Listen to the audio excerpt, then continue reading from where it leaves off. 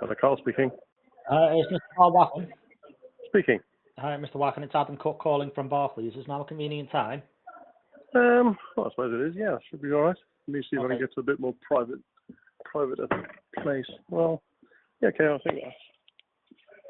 Well, I guess I'll be fine. How can I help? Okay, so I'll just let me make you aware calls are recorded for training and monitoring purposes. As always, when we speak, I just need to confirm your identity with the normal security checks, if that's okay. Yeah, sure. So can you confirm your address, please, and also the year you were born? Okay, thank you very much. Right, so I'm sorry I missed you last week. I left you a voicemail, so I hope you got that. But apologies for not catching you. That's all right.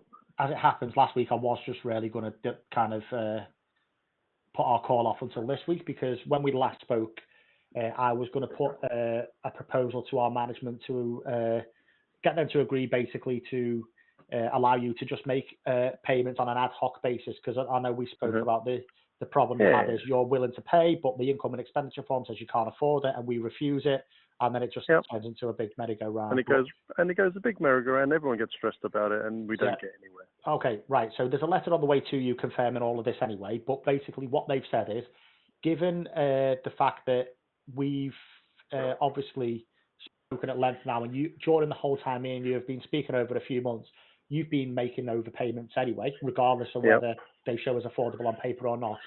What they've agreed is that they will allow us to hold off any kind of legal action and allow you to just make payments without any form of formal repayment plan or without any set amounts.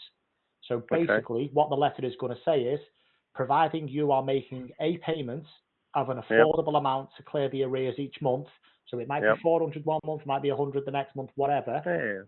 Providing you're paying what you can, and it's you're covering the mortgage payment with at least something off the interest, they will allow that to just be monitored kind of without a repayment plan being put in place. No, that's fair enough. I mean, as I said when we last spoke, obviously, and you kind of made a bit of a joke, not a joke about it, because obviously you said that Barclays didn't want to negotiate, and I said, well, we are kind of negotiating, whether you like it or not.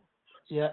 And, that's kind of a little bit of understanding is the start of something, hopefully, that can then resolve the problem. Because, so I thank Barclays and your colleagues for that action. Yeah, that's absolutely fine. What they've said is that will be in place for an initial period of 12 months. Okay. And they've said in 12 months' time, they'll want the account to be reviewed and they'll want someone to get an update on your situation. Now, in all likelihood, providing they haven't got rid of me before then, it will be me who will be calling you back, just because obviously, even 12 months down the line, we've spoken enough now where I'm going to have at least some understanding of the situation without you having to kind of go from scratch. Let's put it this way. I mean, you've been, as one of the Barclays employees, about the straightest one I've spoken to in 14 years. Well, yes, thank you. I mean, obviously, I can't do things that are outside of my control, but no. If I say I'm going to do something, it'll get done.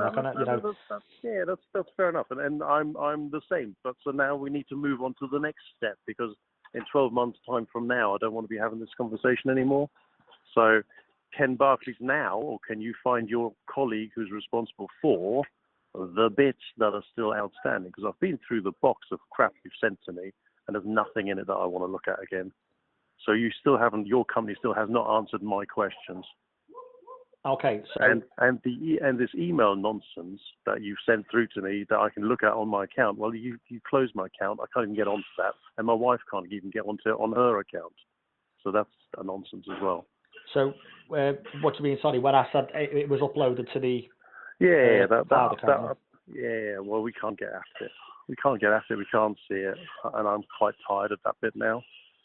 Right. And, okay. So in regards to the GDPR request or the subject access request, whatever you want to call it, I've been told by the team who do that they have provided what they can provide, or in regards to some of the things what they're willing to provide, because I think some of the things you asked for wouldn't be provided anyway, just because they're not covered by it. But the problem that this raises is, I maintain the mortgage was either missold, incorrectly represented, or incorrectly scored and signed off.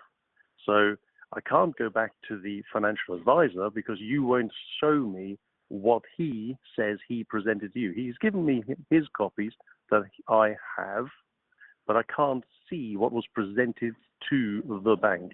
So we don't know if there's a lie on his behalf or a lie on whoever signed it off.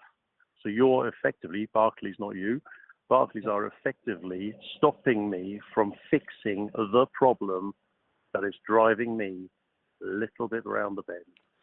Yeah. So, and I mean, this has been going on for 14 years, and we've done that story to death now. yeah, we have. And I'm tired of it. I am tired of it, and it needs to be fixed. So either Barclays is doing this because it puts Barclays in a bad light, at which point Barclays needs to fix that because it's still a complaint then, isn't it? Or the financial advisor is getting away with fraud, so Barclays is allowing people to commit fraud. Both pictures are not very good for Barclays. So what you would need to do in that instance, there's two options really. Yeah. One, because I know you've had involvement with them before, I think the letter that my colleague drafted that's coming out to you actually refers to the involvement of the financial ombudsman.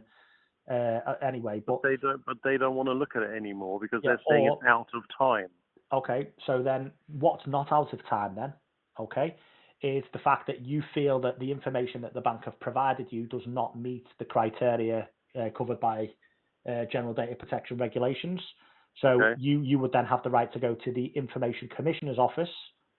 Who said they don't have to? Who said that Barclays should answer these questions? Doesn't understand why they're not answering the questions, but they can't. They can only advise to Barclays saying, "Yeah, please send him whatever he wants." They can't enforce it. So, it's. I'm going to have to use the word. It's bullshit. Either your company. I'm not having a pop at you, but I've had quite a tough week. Either your company is run and operated by cunts, and they really piss me off, and they're doing it because they like it, and they get some sort of fucked up kick out of it, or I'm right, and then you're doing it because it's fucking fraud, right? And you're looking to hurt my family and really hurt us again. I am so fucking tired of this, Yeah, and normally I keep my shit together, but I've had enough now, and you need to fucking sort this out before something happens that you fuckers can read about in the papers. Right. Okay. So there we are. That puts my point forward. I've been told we can negotiate. All right. The ombudsman says negotiation is the way forward. We're sort of negotiating. Yeah. Can you find someone I can now negotiate with the bits that you can't do? Someone who's as straightforward as you, right, and understands that I am sick to fucking death of this. So, I mean, I think we've discussed this on previous phone calls, but again, just to kind of make it kind of clear what the bank's position is, that the bank will not negotiate what you're asking in regards to a reduction of the balance based on the business account being closed and all of those other things. Then Barclays Bank is effectively allowing people to commit fraud, right? And you're underwriting that fraud. Or you're using that position to enrich yourselves at the expense and misery of people you're driving to the point of self-destruction, right? So, yeah, I feel sometimes it's difficult for me because I feel like a lot of the questions you've asked over the course of the last few months, I've kind of straight battered them, and I don't mean to just fob you off, but there are certain things which I just can't answer, Well, then there will come a point, right? It's a really simple one. You may as well have it once from me, which is I will pay the arrears, and I'll let and then I'll stop paying because then you fucking wankers can take me to court and we can have this out in front of a judge, right? And then we're all on a difficult spot, aren't we? And I'll let you take me to court because you can fucking pay for this. I'm sick to death of giving you £90,000 a year for fuck all. Right? And if the mortgage was missold, I'm entitled, right? I'm entitled to a fair hearing in this. And if a judge wants to listen to it, 14 years this bullshit's been going on. I've had to teach myself to walk and talk again and come to terms with living as a disabled person. And your employer seems to take some sort of privilege in kicking me around the fucking yard. And I am really tired of it. So I will pay these fucking arrears. and then I'm stopping paying, and you can take me to court and try for repossession and all that shit you want to do, and I'll make sure there'll be plenty of journalists around this time round.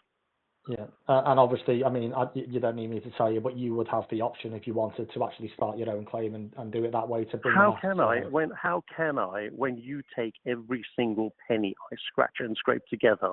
Fair enough. Penny, you know? And also, not being funny, right? Because I've had a little look at your website. You're the most evil sons of bitches you can get. And you use them, your bank uses them to squeeze the life out of people. How am I going to fund a claim against that? I can't. 80,000 employees. You know, I can't speak to other parts of the bank, but the area that we deal in, who you would be dealing with in the situation you're describing, don't use any of those companies. But the point still remains that we do use obviously a large company. Yeah. You use a large company, and if I start a claim, you will just use this weaponized version of silence to freeze me out. I'll have to shove a load of money that I don't physically have, and I've spent a load of time that I don't physically have on something that you will freeze me out on, and then obviously we'll move to step 2 if you do win this court action in the future, and I'll make sure the house is flat anyway, and you won't get it because I'm done with that. Yeah, you know? I mean, I'm obviously I'm going to refrain from commenting on that, because there's nothing you need to say. There's nothing you need to say, because ultimately there's enough evidence over the last 14 years of what your company has done to me and my family. You know, and if they want to take their chances in that sphere, great.